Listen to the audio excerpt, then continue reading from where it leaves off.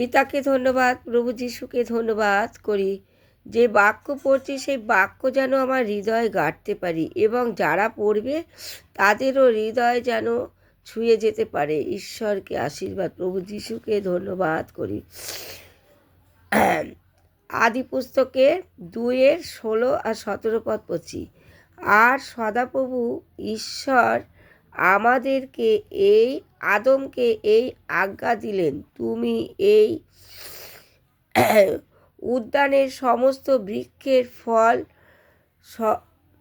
স্বচ্ছন্দে ভোজন করিও, কিন্তু সৎ জ্ঞানের দায়ক যে বৃক্ষ তাহার ফল ভোজন করিও না, কেননা যে দিন তাহা ফল খাইবে সেই দিনই মরিবে।